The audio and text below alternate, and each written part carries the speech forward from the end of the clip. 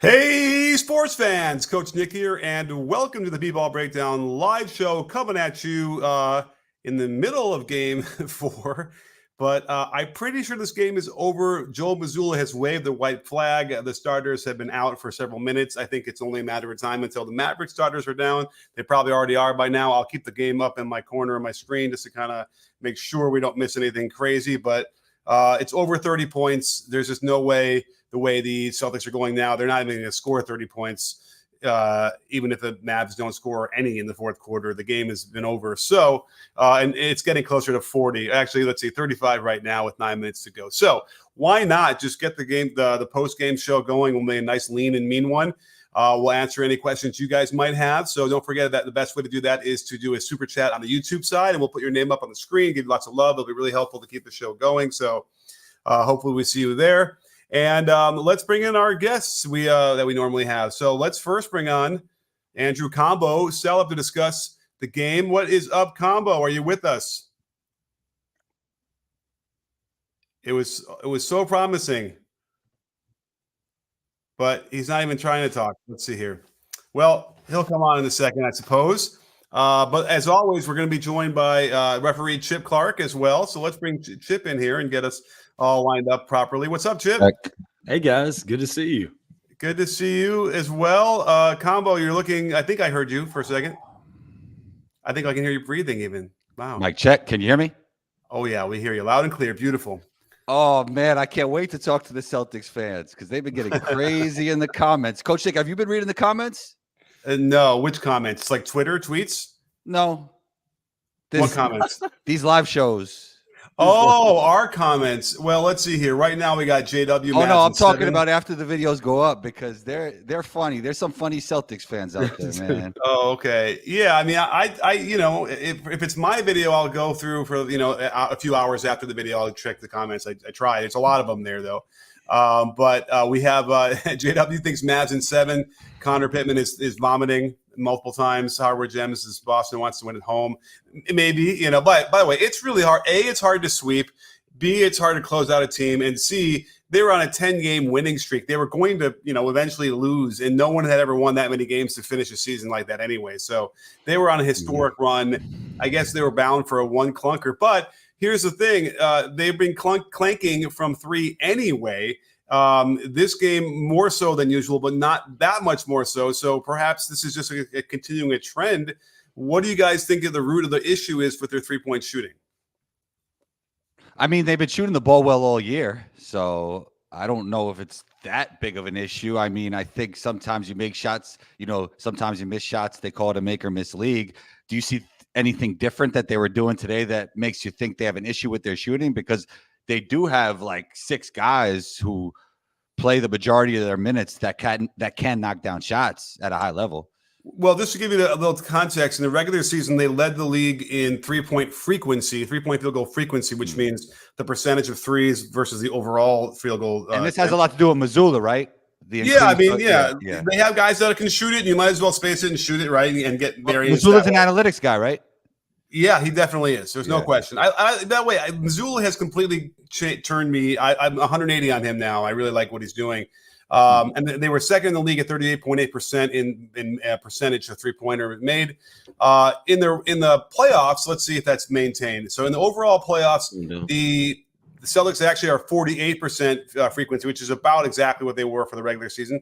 And they're 36.3, which is, a little lower by a couple points than they were in the regular season. But I can tell you right now, it ain't close to 36.3 in the finals. Let's do that. Not in the finals. In the finals, they've shot much, much poorer from behind the arc.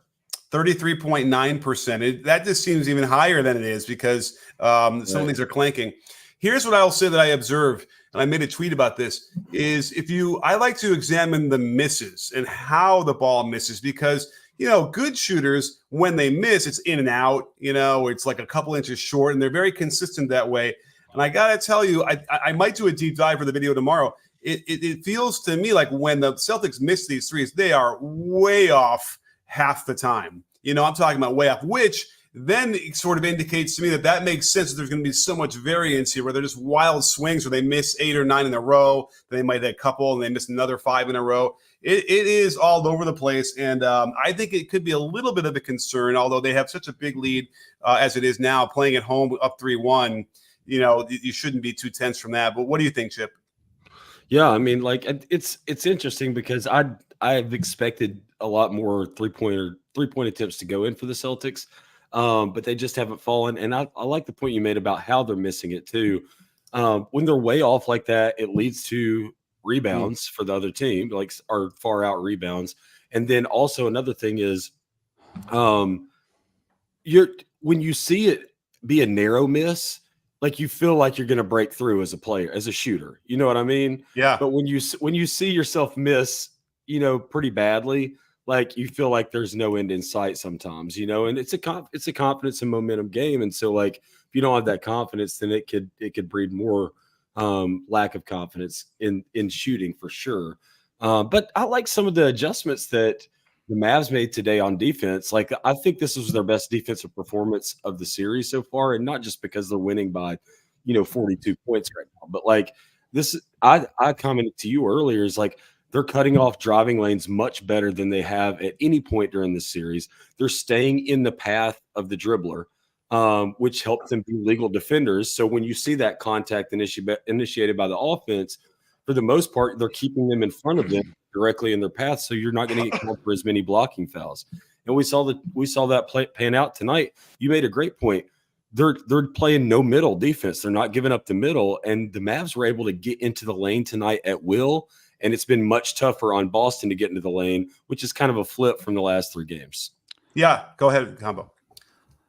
What about shot selection? I mean, it's not only how well you shoot it, it's the decision on when to take the shot. And I even think about it from, an emotional perspective. Like, DJJ was talking trash to Tatum, and he goes and hunts a tough 3 for no reason. Like, you're supposed to go right at him when he's talking to you like that. Like, just some of the shots that Boston is taking. I think I texted you, Coach Nick, that they're settling. I think he settled there, and I think they settled a lot tonight. I thought that Tatum had gotten that cleaned up, and no more, sidestep, step back threes off the dribble, and he did one anyway. That was a force on Luka, and you'll find several possessions tonight of Luka playing really good defense, moving his feet, being aggressive, cutting guys off, which they weren't calling. I will say this: I mentioned this to you, Chip, earlier. I do feel like there was a little bit of physicality allowed on Boston drives. But it probably was in line with what we've been seeing all playoff long. When you go to the basket, you better finish and you better bring it strong. So it didn't feel completely off to me, but it was kind of nice, I think, in some respects, to see when the defenders can have a chance to pressure the ball, and the Celtics are really struggling with those. They're missing some shots in the lane on runners and layups that they shouldn't be missing. And but I like your point, Combo, about shot selection. Although, I kind of felt like the Celtics were taking pretty good threes for the most part.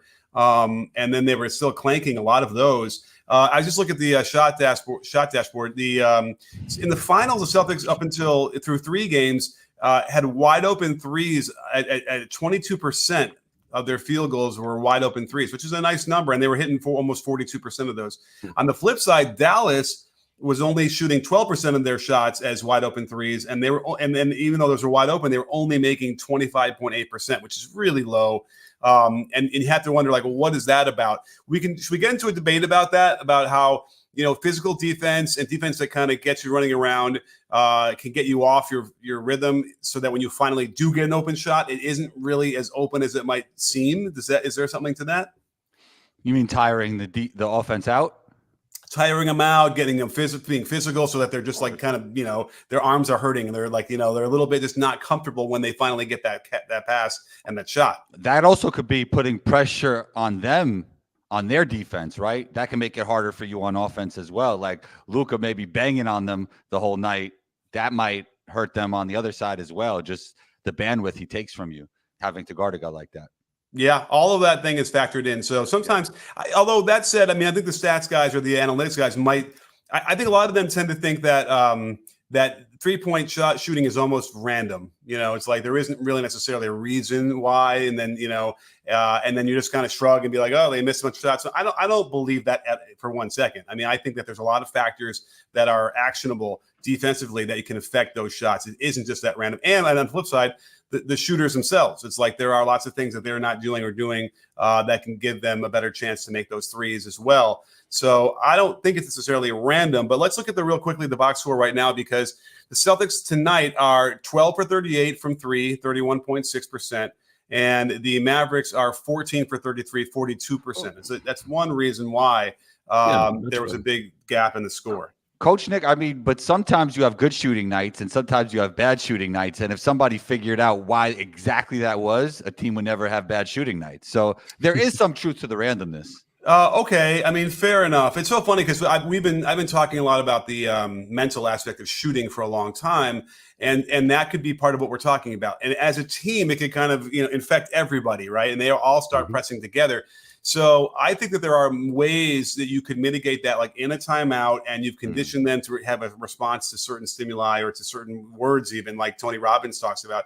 And we haven't gotten there yet, and we need to, where you can snap them out of it basically with a word, And I believe it's possible to do that. I've seen it on my teams from a general play, overall play, but not necessarily like from shooting. But I'm convinced that there's probably a way to do that where you certainly wouldn't have like that Rockets game where they missed 27 straight, right? That was right.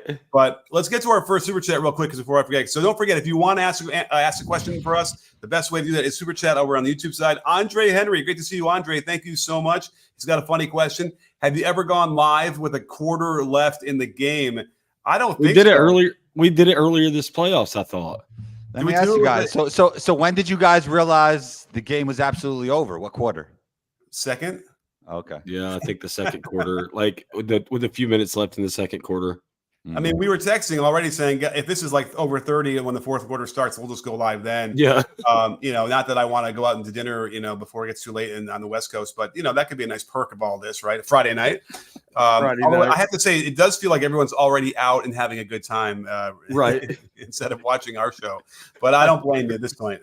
But wait, what was the earlier game? When did we do it early in the playoffs? Oh gosh, there was a blowout. Yeah, I remember what game. We may have went live like a minute or two into the fourth quarter. I wanted to go earlier than that too, but I was like busy getting the thumbnail or something. So yeah. We would have been 5 minutes to go. Yeah. Right. Well, the way the game's going, we had to go early tonight. This has been a no contest for a while now. But back to one thing that we had said earlier. You had talked about shot selection. I would be interested to see how many open threes the Mavs took tonight. Reason being is because I feel like there's a couple of different variables, and we've talked about some already, but they were able to get into the lane at will tonight, and that opens things up. So if you're able to get to the lane and get some open shots, that's going to open up some wide open 3-pointers for you. And I felt like they've had more open looks tonight. And in addition to that, I feel like Kyrie and Luka have been forcing way less shots tonight. I know it's easier once you've built a big lead, but I feel like early in the game, they weren't forcing as many very difficult shots. Boston had made shots difficult in the one-on-one game for those two players specifically in the first 3 games. But I don't think that Kyrie and Luka bought into that tonight. Like, I don't think that they forced as many early. And I think that they really just focused on points in the paint to try to get into there, get uncontested shots. And I think that opened it up a little bit too. But you've said before, when you're up big, it's easier to shoot, right? Yeah, absolutely. Yeah. And by the way, on the flip side for the Mavericks, because they were shooting so poorly on wide open shots the first 3 games, like those are going to eventually start to fall a little bit at least. And so you have to imagine like there's going to be a meeting here. I think the Mavericks would have hoped that it would have happened in game 3, not game 4, where suddenly like they start to finally shoot better. But again, we still haven't quite seen the Celtics shoot well either. And they're going to have one of those games. Now, we've talked about this before. That happens, Combo, like you said, like teams can get hot. And there's oftentimes nothing you can really do about it defensively. The only thing you can do about it is nail threes on your end too. Like you better start hunting threes, better start trying to match them, because otherwise they're going to slowly blow you out that way. And we've seen like the Warriors do that all the time. So that's why you got to have a 3-point game. You cannot afford to not have, a 3-point arsenal in your back pocket when you need it. But let's also not forget that the defense, I posted this earlier today on Twitter. The offensive rating of the Celtics from series to series, it's the lowest it's been all playoff long against the Mavericks. For whatever reason, are they missing open shots? I don't know, whatever. But the bottom line is that the Mavericks were holding them to 105, whatever, a really low offensive rating. So something's going on. And I think somebody made the point on Twitter, or a couple people did, that seemed to be happening against all of the opponents from the Mavericks. The Mavericks were holding whoever they were playing against a much lower offensive rating. So you can't just chalk it up to like, man, they're just lucky that the Celtics are missing. Clearly they're doing something defensively. It's even despite Kyrie and Luka being pretty suboptimal on that end a lot of the time. I think when you look at the shots of the Mavericks, it feels like Kyrie and Luka are taking all the tough shots, and then everybody else gets the wide open shots, right? If you were to really look into it. Ideally, yeah. Now they also, the Celtics were trying to get away with playing smaller guys on Gafford, and it was weird. They like in game 2, they went to him in the low post, and it really worked.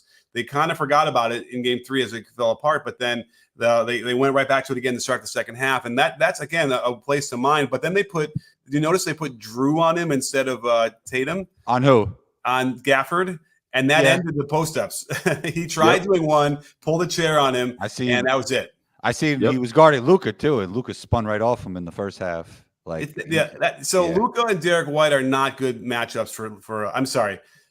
Drew and Derek White are not good matchups for Luka. I don't think any of them are good matchups for Luka. Yeah, but when you're talking about like he'll just no offense, they'll just spread it and let him dribble down the basket. And isn't Drew one of their best post defenders in general? Luka's a different person, different kind of thing. But yes, but not. By the way, he'll guard Gafford. He'll shut down Gafford down there. Because it feels like Drew is probably a better post defender than maybe even Tatum and Brown, right? Like he really holds sturdy. Let's talk about Tatum. Where is Tatum rated defensively these days? I mean, before the series started? Oh, yeah. Before you get into defense, one thing, Coach Nick, I had Jason Tim from my show, and he kind of talked about, you're talking about all the shooting. Tatum's shooting numbers has been really bad over the course of these playoffs. Yeah. Did you see what somebody compiled? And this is not really fair, but they compiled his fourth quarter shooting in all the finals games he's played in. Did you see that? I haven't seen that. Yeah, it's like he's shooting like 6 for 40 something or other in all the fourth quarter finals games. Not really fair. Maybe the finals game or two would have been not close. I can't remember now, but whatever. He's not shooting well. It's clear like he went to the basket and won, eyes down, and then all of a sudden tries to find the basket, and then he got the shot blocked at the rim. He didn't see he got it ripped or he got it blocked. He didn't even see the help defender coming because his eyes are down. It's really frustrating to watch that. And when you're an MVP candidate, you're not that shouldn't be happening, and it still does.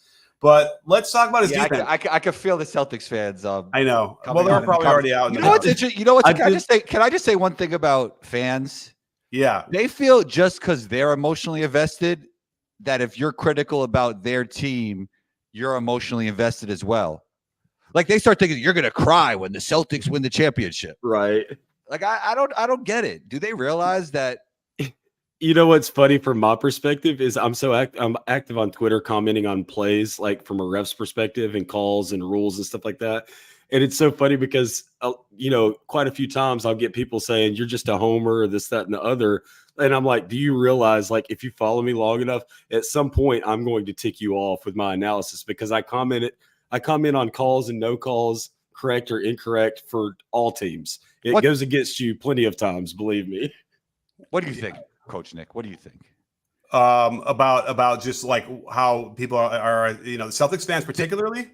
No, just how fans maybe Celtics fans. Why do they think like you're emotionally invested just because you have a critique? Yeah, right. Well, I mean, it's them. It's more like anything. Well, first of all, we can even go the other way. If you compliment Luka, it's not as much like for Tatum, but like other players, like that's a slight. It's an insult to Giannis. Well, yeah, it I looks mean, up like to anybody else. the Jordan LeBron thing. That's definitely Yeah. Yeah, and it's like, can we just talk about what we're talking about? And why does it have to be some other ulterior motives? That's Right, part of it. right. But yeah, I mean, listen, when you're a fan and you have that prism of like of your team, and you don't want to, your team doesn't do anything wrong generally, like that's hard to do. I always was able to do that. Like I grew up as a Bulls fan, right, from the late '70s until late '90s. I was always able to recognize like greatness in other teams and be able to compliment them and have that. I think maybe I prided myself on that, but I definitely know back then it was like, yeah, you would get shouted down and kicked out of the room if you wanted to say, geez, John Starks actually is a really good player. Like that would have been cause for dismissal.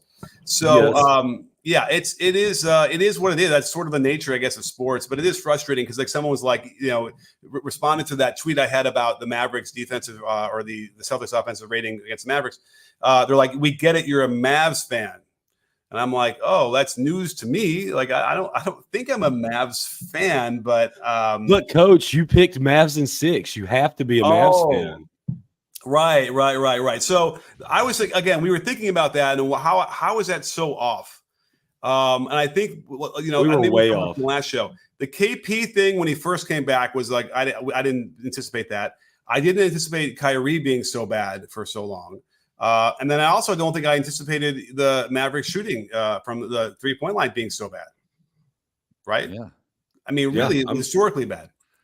So in theory, all those things. Yep. One of those games, if they, Kyrie had played 10% better, they probably win game 2, I think it is. And so, then it's 2-2, right? And then here we are. So do we have any notion of this going, like somebody said, like it'll go to 7 games. Is anybody really here? Do you guys think that it gets that far? No, but it would be fun. It would be. I mean, as a neutral fan, like I'd love it, obviously. However, I don't think it's going to. And I think listen, I don't mind admitting we were way off, in our predictions pre-series. So and kudos to the Celtics for getting those first 3 wins. Kudos to Dallas for getting one tonight. It's going to be interesting on Monday night. We'll see how it goes. But I mean, I expect the Celtics to come out and make some adjustments, and I don't expect them to shoot as poorly from 3. And I actually, feel like they're going to attack Dallas more and trying to get in the lane and try to do more kicking or drive and kick. So I see the comments. We got people who want awful coaching to come on the show. I don't think he's even here. He was the other time. I saw those comments, and so I immediately switched over to Starred so I didn't have to see him again. I never saw a video yet. It's so annoying. You haven't seen anything from that guy? Well, anyway, Nah. The funny thing was I happened to wander over. I don't even know how it happened where they hit a live. He's doing he might be live right now. That's why he was not here. And he like tries to call me out in a live show that I'm not pointing out the bad defense by something other. And it was like, that's what I did. I had a whole segment in one of my videos on that. So it's like, it's bad enough that he's going to yell and do all that stuff, which I think is entertaining, by the way. But if he's going to try and call me out, you have to be accurate. And he's like making stuff up, and that was frustrating. So let me ask you guys, it's exhausting. I saw something in the comments, and I want to see what you guys think. A critique is an emotional investment too. Is that true? A critique is an emotional investment. What does that mean? I don't think so. I don't think so. Oh, I see. It doesn't have to be. No. It could be, but it could be more logical, right? Yeah. Okay. I don't know. And listen, when I first started this channel, it was rough to kind of have people understand what I was doing. Like I was showing you how a coach would break down the game, right? And I think that they all wanted the highlights, and so they thought it was sort of like, I can't just point out highlights. I'm going to show like what went wrong on those plays. And so that was a real hard thing for the first year, I think, of the channel to have people understand like what was going on. Probably because they didn't play in organized fashion. They didn't ever have those coaching sessions where they would hear that before. But should we talk? Oh, which reminds me, should we talk a little bit about who's supposed to be the primary safety valve getting back on defense on any given offensive possession? Is that really something we have to explain? For who? I think we all agree on that. It's like if you're the shooter at the top of the key, you got to get back, right? Yeah. Actually, I kind of should I share the screen and do a little of this, because I feel like it'd be worth just a quick diagram, because there's a real lack of understanding of this that's concerning to me.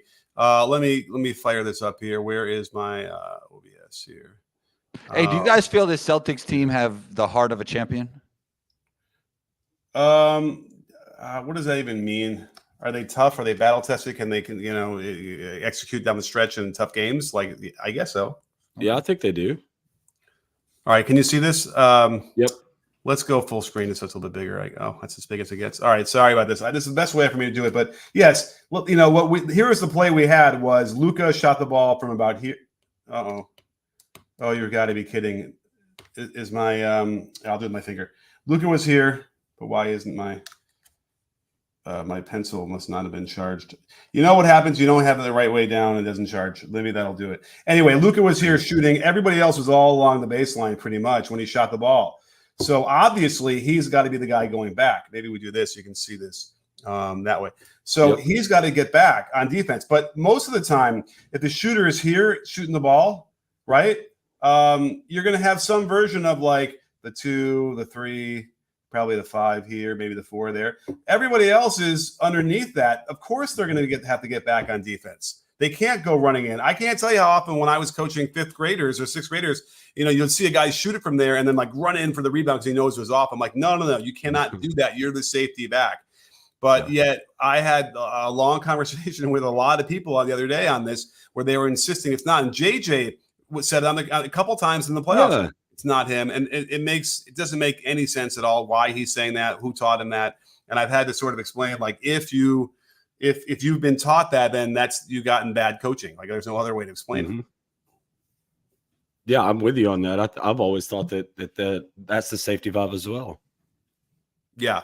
It's all about balance and, offensive spacing, all that stuff. So, there might be times if you're at the top of the key shooting, there's a guy like deep on the wing, but behind you back, maybe, but more often than not, yes, you're the guy who has to get back. So but here's the thing I think I've talked about this before. It's not even that they're ignorant of the rules. They don't know them. It's how belligerent, how rude and how hostile they want to be about that ignorance and how they're going to insist that you're wrong or whatever, when it's like, this is one of those unassailable things. It doesn't make you're just ruining your credibility, and then you're becoming an a-hole at the same time. It's amazing, confluence of events. But let's get to another super chat. Hector Lumbago Cringe. I don't know if that's a funny name, but I think it is.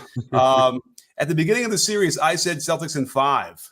Okay, you probably are going to be right? I would say that the vast majority of 3-0s end in 5 games, right? Yeah, I mean, I think there's a good chance that if the Mavs win this next one, what do you give the chances of them winning the whole series? Still very low, would you say? The Mavs? Still low. It's got to be like 10%.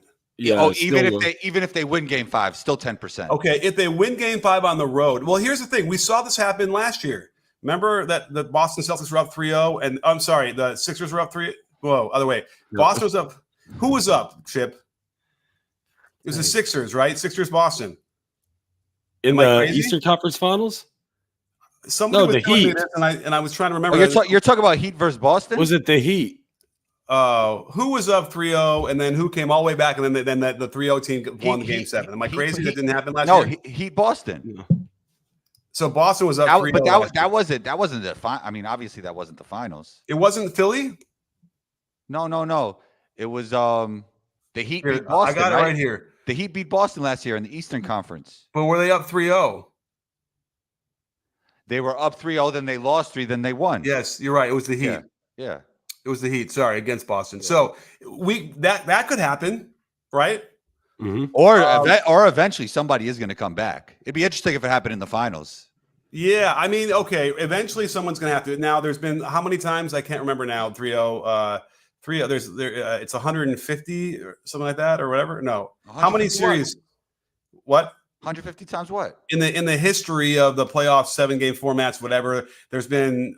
Or no, is it 50? I can't remember now how many instances there have been of that are all that they've won them all, right? There's no one's ever come back.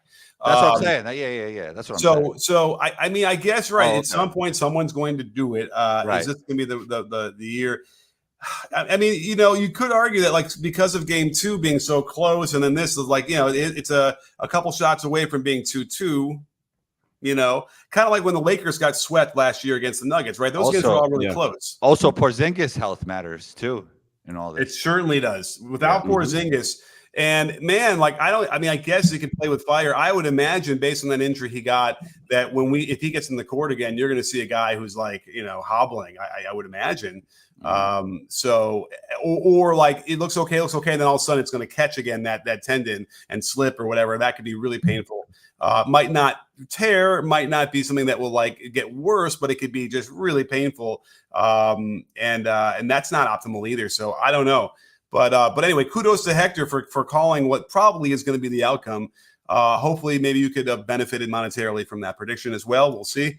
But N Starks 007, we got. I think he's mixing. This is we've seen him before. Ned Starks and then James Bond. I think we're missing Game of Thrones with James Bond, which would be a really cool mixture of genres. Here's what he said. He goes, "We got one. MFFL's rejoice. Laugh my ass off. Remind me. MFFL means Mavericks. What is it, Chip? I don't hear Chip all of a sudden. Why are you muted, Chip? Chip is muted. I think it's Mavs fan for life. Mavs fans for life. All right. I always look at like Monday Night Football or something like that when I see that. But anyway, yes, rejoice. You got one, and that's really important. At least get one, and we'll have something interesting to look forward to over the weekend until Monday. Combo. Well, what's the question? I don't know. I was dishing to you. I felt like there was something you wanted to say. Well, are they like the Raccoon Squad? Is that the name of the Mavs fans? Is that the Raccoon Squad? I don't know. I have no clue. You know what I like the best about the Mavs fans? I like those the guys that play the drums. Yeah, that is pretty cool. Yeah, those big guys that play the drums. That's just fun, and they really seem to enjoy doing it. And that's yeah. Oh yeah. I should do a montage of all those clips of those guys. MJC, thank you so much, MJC. Really, really appreciate it.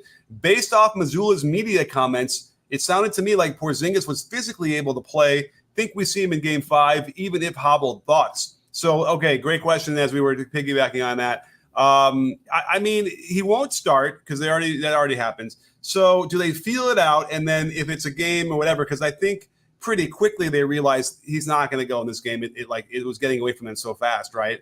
In a way that made sense to me. But I don't know, man. This is a risk. And by the way, I got to talk to some functional movement guys. The problem with Porzingis is that his knees have a terrible knee valgus, which means they move in toward each other on most movements he makes, jumping, cutting, all those things. And if you think about it, in my mind, irrationally, I got to talk to like Brian Sutter or Tommy. If your knees buckle in that way, you do put a lot of extra pressure on the ankle, on the outside part of your ankle, which is exactly what he had that problem with. And I believe the injury was sustained that way. His knee collapsed in, and he had weight on it, and that was it. So I don't know, man. I'd be worried about Porzingis the rest of his career anyway because of that. And you're supposed to be able to train that and fix that, and they haven't. Maybe it's just impossible with him. He's so long. But what do you guys think? What do you guys think Porzingis' career would look like in a hypothetical world if he never got injured? He would have been the progenitor to Wemby, right? Like he would be the guy. He'd probably be a superstar, right? You should ask Chat GPT. Have you seen those recently? That's not a bad idea. What am I missing? No, I mean you could ask anything to ChatGPT, but I use it all the time. But I saw somebody do a thread about like what if Kobe. I'll do it right now. Keep talking. Yeah. Anyway, it was like what if Kobe was played with the Hornets or whatever throughout his career or whatever. Like what would his career look like? And it goes through trades, him being traded to different teams like the Knicks and the Bulls and. It breaks down the playoff series. Like this year they lose in this amount of games in the Eastern Conference Finals or this, that, and the other. It was crazy. Fascinating. Huh. I haven't seen that. I got to check that out. My favorite ones are when they do the paintings or the images where you say like, show me Kobe with a, I don't know. Yeah. Like a 6 foot hair. I don't know, whatever. And then what was there was a trend there for a little while where it said make it harder, make it stronger, like whatever word they were using, like an adjective, and then it would always end up in space. Exactly, like bigger muscles. So, I gotta try that too. But Porzingis, like, I mean, listen, if he wasn't injury prone or if these injuries hadn't, I mean, like, goodness, he's got to be overall without injuries. Kristaps Porzingis could have been a perennial all-star, key player on highly competitive teams, and one of the most celebrated big men in NBA history. His career stats and achievements would likely reflect immense potential, more accurately. And then there was a whole bunch of other stuff. Yeah, I mean, he would average 25, to 30 a game, and he'd get, the 12, 14 rebounds. He'd block, 2.5 shots. He would, get some assists. He would fill up the box score in a pretty profound way. Mm-hmm. Yeah, and he had some nice creation stuff with the Knicks. I used to get into his crossover jump shot. Like, he had a lot of stuff. Yeah, and then he was, and the rim protection's there as well. So he's that guy. Even better if he's never injured, right? Even right, better, probably. Exactly. Yeah. And then the 3-point shooting. But we'll see Wembanyama do it. We'll know pretty soon based on that. But I think Wemby probably is even better. Yeah. So do we think we see Porzingis and do we see KP in Game 5? Or it depends on. I think we do. Like I predicted accurately that they're going to get Tim Hardaway Jr. in the game early in Game 4. Game 3. I will predict that yes, KP is going to get a run in the Game 5. Like, they want to try and end it now, and I'll say a prayer right now that he doesn't get hurt more. But let's see here. Let's get our next super chat. Shipmaster Kyle. All right, Shipmaster Kyle. Nice. Thank you so much for the super chat. Can we stop this? Anyone talk? Wait, I wonder who this is. I know, right? Anyone talk about defense instead of this nonsense where we sit here and talk about nothing. Film doesn't lie. I thought we talked about defense, but we could talk more about defense. We did. Defense. Like Dallas made adjustments. They played no middle defense. They didn't give up the middle. They forced them baseline as much as they possibly could when the ball was out wide. They weren't giving up points in the paint. It was a great adjustment. Did you guys notice that they were doing like a little, like, especially from the point of attack, they were kind of giving them a lot of space? You mean to keep them in front like this? Yeah. Maybe. I think Jaylen Brown and even Tatum, like, they weren't guarding them close to start the offense. Yeah, and kind of daring them to shoot a little bit off the dribble. And they weren't making them pay. Yeah, no, I like that. And we still saw what I pointed out that no one else seemed to notice was that when Kyrie was guarding a guard in the corner, he would switch to guard whoever's in the wing and let the big man like Lively or Gafford guard the person in the corner so they could roam a little bit more. The problem with that in Game 3 was that you'd see Kyrie forget to do it. And Lively is sitting there pointing and saying, somebody get up there. And then as soon as Lively had to go up to cover for that, it fell apart. Because then he had to deal with the pick and roll. No one was back there to play defense in the rim. So that works. It really works because the problem is when Kyrie has to guard somebody on the corner, like he's getting beat baseline, and that's a real problem for any defense when you get that. So he just seems to be a little bit better defensively when he can keep people out in front on the top or on the wings, not in the corners. It's an interesting thing because I don't know if the coaches always look at it that way, right? Like, this guy's a bad defender, but maybe he's only a bad defender like in one spot of the floor, right? That'd be kind of fascinating if you really examine that. Did you realize that? I mean, I know like the Celtics have been dominant throughout the course of the regular season. They're going to win an NBA championship. But one thing they are missing is a true floor general, right? Yeah. Yeah. Because, Drew is not that way and Derek White is not that way. And the Jays are not either. Maybe you don't need it.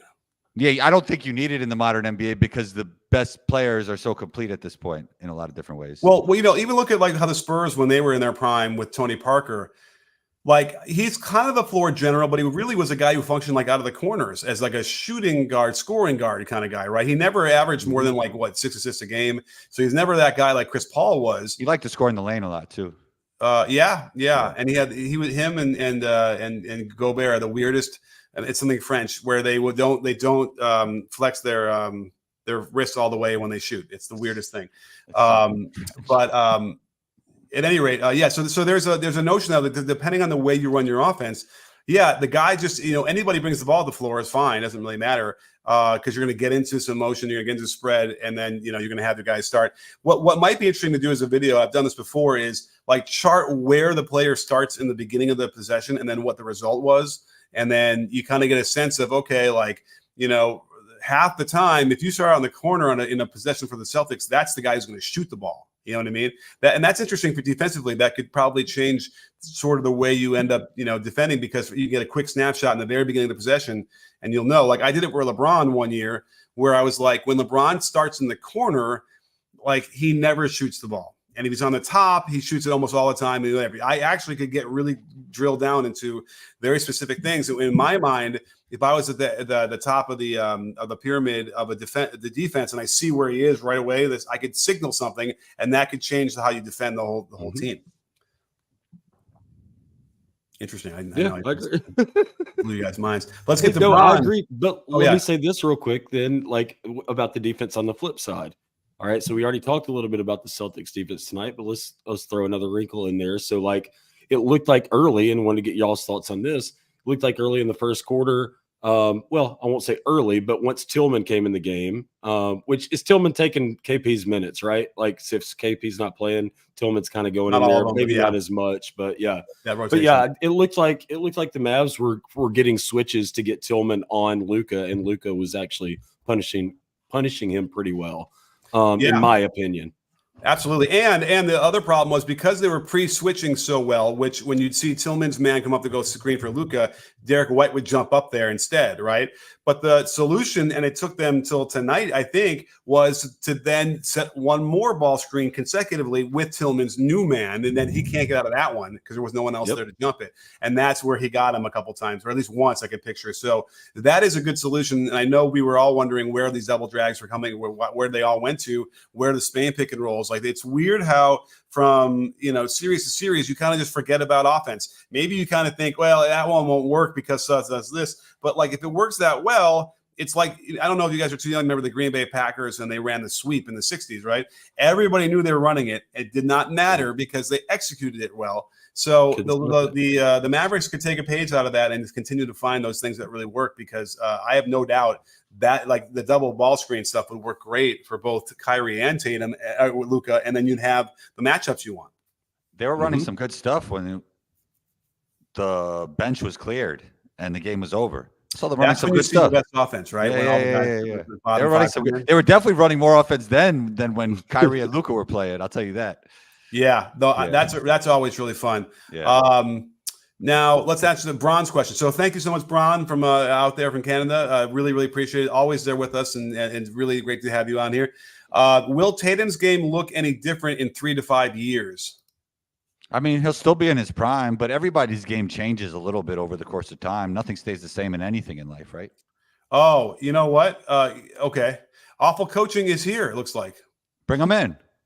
Should we do that? Yeah. Well, only if he promises to turn his mic down. I just got to turn it down a little bit, man. Yeah. Like it's loud.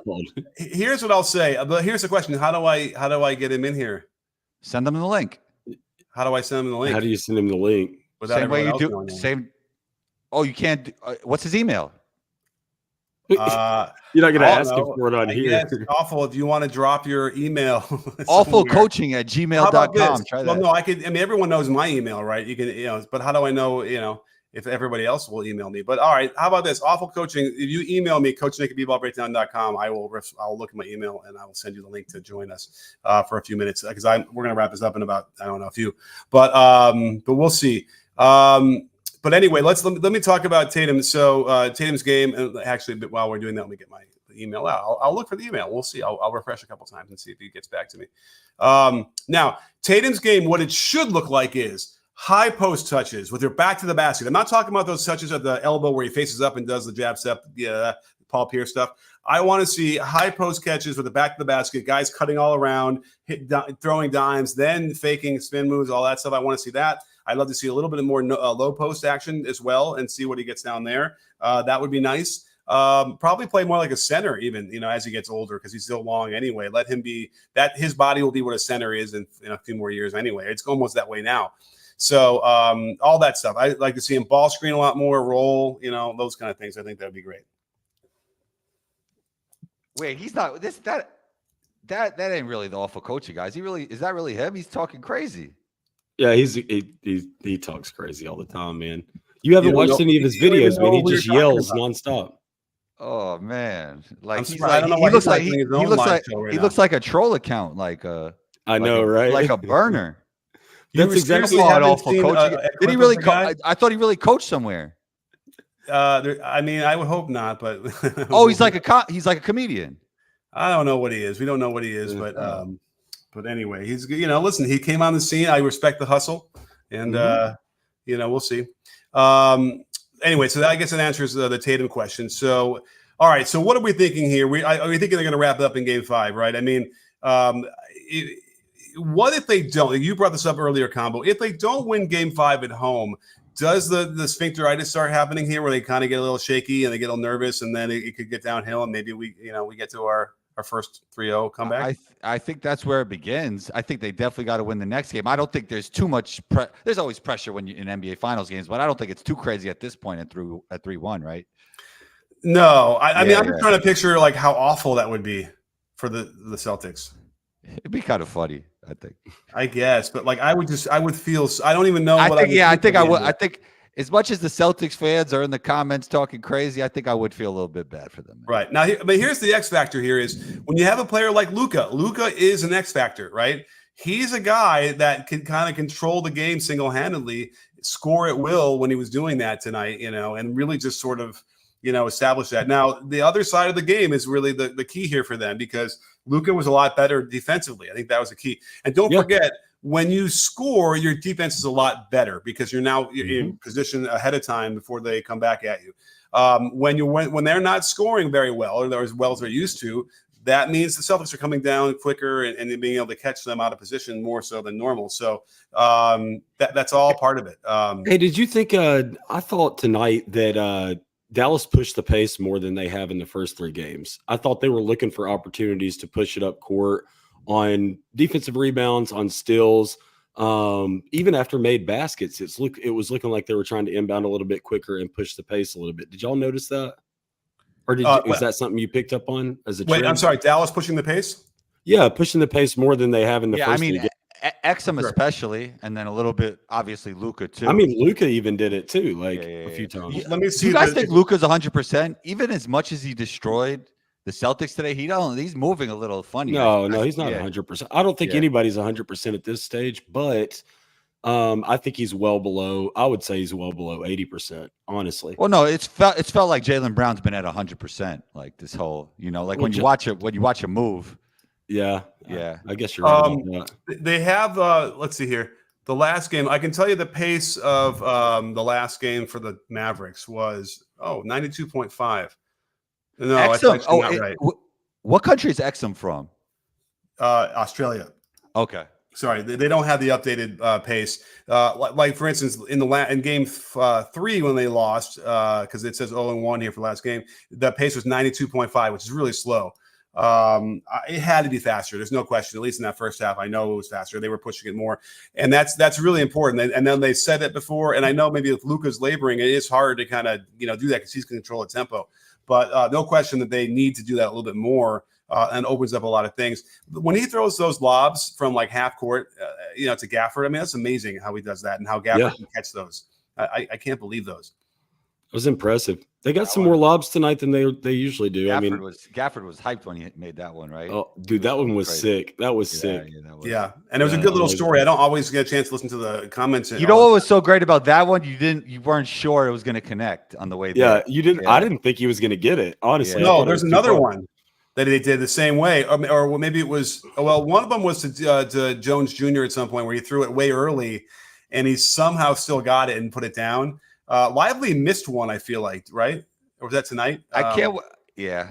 Or maybe it was last time. Lively had a crazy one down the middle. It wasn't a lob. I wonder how Wemby would look with like a great lob passer. Well, we might find out, right? Should we talk a little bit about that? They were talking about some trades going on. Do you hear about that? Are they still talking about Trey? It sounds like it. Maybe Trey Young, and they're going to put together a package. I don't know. That's interesting. They're looking for. I've been saying that'd be a great mix. Yeah, like because Wemby cleans up everything Trey lacks in defensively, and then you got the best lob threat in the NBA with one of the best lob passers. I think it's perfect. Absolutely. I guess Awful doesn't want to come in. Oh well, or maybe that's not really him. I have a feeling that's not him. Okay, because I feel like when you comment, it's the name of your gym, and maybe not. Anyhow, but he might actually be going live. I think he was doing live shows too. So anyway, I mean, that's how I'd stumble upon one of them, and it was like 2 hours long. He was by himself. That's all. That, by the way, that's the most impressive thing about it. You can do a one-man live for 2 straight hours. Did you watch the whole thing? No, I watched like 2 seconds of it, and that's long enough to hear him mention me. So, What did he say about you? He said I wasn't calling out something defensively, whatever, which I was, and I did. And so it's like all press is good press, Coach Nick. What's that? All press is good press. All press is good press, right? I mean, whether or not I should be giving him any press is another question. But you know what? There's room. Listen, I saw a comment, whether it's him or not. Like I saw a comment that was like Chip, or I can't believe he said I was exhausting. All right, to be fair, I'm a referee, right? So I hear coaches all the time yell at me, and I don't want to hear it anywhere else, right? So I'm used to hearing it on the court. It's exhausting to me. It's exhausting to me when coaches yell about it's a roller coaster with him. Yeah, it's exhausting. It's like it's just not my cup of tea, man. It's entertaining. It's great for some people. In fact, I'll even go this far. I've watched a couple of videos of his, and I suffered through them because like he knows more about basketball than I do. I'll give him that, right? He knows more about basketball than I do. In my opinion, I can learn some things from him, and I have learned a couple of things from him. I just can't last through a whole video. Right. I just can't do it. So, yep.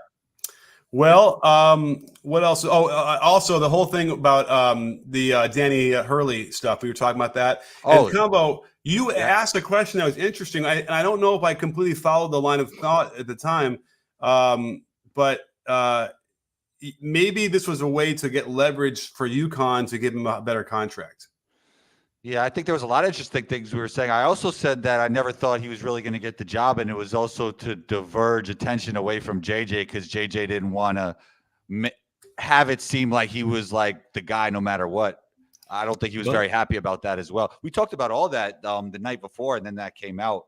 But I want to ask you guys, like, Ethan Strauss actually came out with and I didn't read it. I just saw the headline. It's like, why did Dan Hurley go on like a press run after he denied the job? That was weird, right? Yeah. Like, what was that? What do you think that was about? Coach go ahead. Go ahead. Well, really quickly, Woj is basically a member of the Hurley family, and so it became a Shams versus Woj thing where Shams was like, yeah, Danny Hurley was never like the first pick. They wanted him all along. This all happened at the last second. And the thing about, Woj promoting it like he did was it definitely felt like, okay, Hurley lost his leverage because what he should have done when Kentucky offered him the job was let that linger longer to put pressure on UConn to pay him more money. But he didn't do that, and so he lost leverage. And so he's like, "Well, let's create leverage for you now. Let's whisper to the Lakers, and maybe you'd be interested." They bring him out. They give him kind of a lowball offer, really, And so maybe it was never that serious. And maybe they were also thinking, well, the Lakers want some cover because it wasn't supposed to come out that JJ was going to get hired, right. And for whatever reason, maybe because of the whole podcast they're doing with LeBron, yada yada. So it was all cover for it was like kind of both people using each other for that. That's what Ethan was kind of saying, I believe. And that it does ring like, that made some sense to me. Yeah, something. I mean, at the end of the day, there was a lot of things that didn't seem right about the whole Dan Hurley thing. And then him going on the promo run after, that was like, you didn't take the job. When does that happen when somebody says they don't take the job and then they start going on every show talking about they didn't take the job, right? Right. And then he still hasn't gotten an offer from UConn for or an extension, right? Like, he got one last. I thought he got one last year. Like I thought he got one last year, and maybe he's looking for another. Then he said his leverage is that he won 2 national championships, which is fair. I guess that's leverage, right? Yeah. I don't know. Either way, even from a fit standpoint, it wouldn't have been a good job for him to take. And then, because I don't see that team, doing much better than it's done the last several years anyway. Yeah. But you called it, Coach Nick. He turned it down. Like he didn't accept it. He had the offer there, didn't accept it. I think Combo called it too. Oh, Combo. I can't put my arm around you, but okay. Yes, you can have the credit too. I could go back. I'm the best at bringing. You got the receipts. Absolutely. Yeah. So anyway, anything else you want to say about that Combo? No. I kind of wanted to hear your thoughts on why he went on the promo run, and I think we got it. So no, I think I'm good. Okay. Yeah. All right. Well, I think we're gonna wrap this up then because there's another super chat. I think someone snuck one in there for us. Nice. Sir Matty G, thank you so much, Sir Matty. We want AC awful coaching. He ready. Let me check my email real quick. Nothing's coming in. Let me check spam because I don't see it there either. So it must not It be would him. actually be hilarious if it was. He must be ducking. Oh well. Well, don't say I didn't offer the opportunity. Maybe we'll figure it out. I know somebody who might know him. You guys so should maybe do we can a figure it out. pod together, just you and him. Yeah. Off season, then maybe that'd be fine. I guess. Yeah. Maybe we will. A little cross promo action. Right. We'll become best friends. I'm sure he's got to be a little bit different, like in a live show setting on a panel than he is in his videos. I'm sensing the live show. The 2 minutes I watched, he's a little bit less histrionic, I suppose is the word. Yeah. But anyhow, well, I guess Game 5. What's our prediction? So I say that I think it's over in Game 5. What do you say, Chip? Combo. I think the Mavericks win by 7. And what do you say, Chip? Celtics by 15 plus. Okay. Mavericks by 7. Interesting. Okay. An odd number. Well, and here's the thing that's interesting about it is, like, remember how we talked about coming into this series, because you've got Luka and Kyrie that we assume are closers, right? So like remember how the previous series we talked about how if the Timberwolves want to win, they need to win going away, because if it's close, Luka and Kyrie can close it out, and they showed that. They didn't show that in games 2 and 3 in this series, and so that was, and those were close enough games where they could have competed down the stretch and pulled it out, but we didn't see that. So I think if Mavs win, it's going to have to be by 7 or more, in my opinion. But I think Celtics get it done. I say Celtics 15 plus. Can I say one more thing real quick? Yeah, go ahead. For all those conspiracy theorists out there about everybody is talking about Scott Foster being on this game. And since he's the extender, so to speak, just to let you guys know and give you guys a heads up, like for playoff series, and I tweeted about this earlier, for playoff series in the NBA, the first 4 games of every series are pre-assigned. So Scott Foster was always going to work game 4 of this series. It wasn't like the NBA saw that this was on the verge of a sweep and they put Scott Foster on this game and this crew. That's not it at all. This crew was assigned to this game well before the series started. Now, here's where you get into, now that we're going into Game 5, here's where you get into the NBA picking those officials that they felt did the best or the best fit for this Game 5, and they'll place those officials on that game. But yeah, anybody that's been talking about like, I see what you guys are doing, NBA, and talking about any funny business. No, this is already pre-assigned. Great point. I just had to say that. Great point. But, and then, right, because they would have no idea it would be 3-0, and then he shows up for Game 4. Like, you'd almost think, okay, they put him on, like, Game 5 or Game 6, and that, like, means something or other. But I think they wanted to guarantee he got a game. So that's why you got to honestly, like, when they assigned that, because most of us thought this, and maybe there's some people that didn't, but most of us thought that it was probably going to be a game. By Game 4, it's going to be a 2-1 series. Yeah, that's what we thought. Like I didn't think anybody predicted either team would be 3-0 going into Game 4, on the verge of a sweep. So, right. Yeah. All right. Well, I guess we'll be right back at it again on Monday night, and we'll see what happens. See if those predictions come true. So the season is not over. I'll tell you. We get another game. Yeah, the season's not over. It always, that's always a bittersweet moment of the year for me. But anyway, well, thanks for guys for being here. And don't forget, sports fans, at B-Ball Breakdown, we're not a channel, we're a conversation. You in? Are you in, guys? Yes, sir.